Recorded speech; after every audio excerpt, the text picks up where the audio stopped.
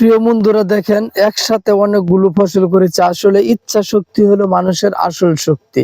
ইচ্ছা শক্তি যদি ভালো থাকে তাহলে মানুষ অনেক কিছুই করতে পারে। আসলে ইচ্ছা শক্তি দিয়েই মানুষ অনেক দূরে এগিয়ে যেতে পারে। আর যদি ইচ্ছা শক্তি যদি মনোবল না থাকে তাহলে মানুষ আগাইতে পারে না।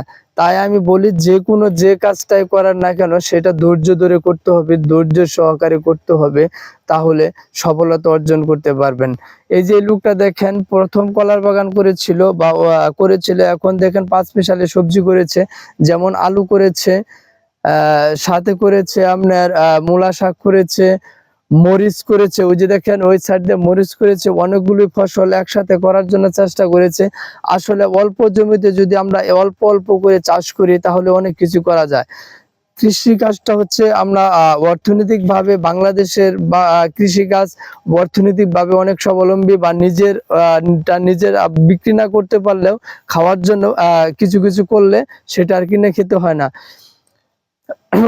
অর্থনৈতিকভাবে শক্তিশালী করা যায় যদি সবাই আমরা কৃষিকাজ করি। জমিন পতিত না রেখে অল্প যাই থাকুক না কেন সেখানে যদি আমরা সবাই একটু একটু করে সব চাষ করি তাহলে কিন্তু খাওয়ার উপযোগী হলে আমরা নিজেরাই বিক্রি না করলে নিজেরাও খেতে পারি। এই সাইড দিয়ে কলা গাছ, কলা বাগান ছিল। এই দেখেন সুন্দর একটা কলা, দেখেন সাগর কলা ছোট একটা ছড়ি হয়ে রয়েছে। তাই আমি সকলকে বলি, যারা কৃষিকাজ করেন, কৃষিকাজকে ভালোবাসেন, অবশ্যই মনোযোগ সহকারে কাজ করেন। কৃষিকাজ না, প্রতিটা মানুষ যে কাজই করুক না কেন সেটা যদি মনোযোগ সহকারে করে অবশ্যই সফলতা অর্জন করতে পারবে। মনোযোগ সহকারে সবকিছু করতে হবে, তাহলে সফলতা অর্জন করতে পারবে। এটা হচ্ছে নিয়ম, মনোযোগ সহকারে সবকিছু করতে হবে।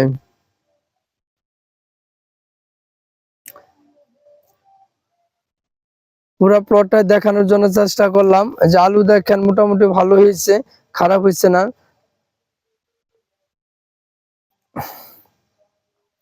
সবাই একটু একটু করে করার চেষ্টা করবেন।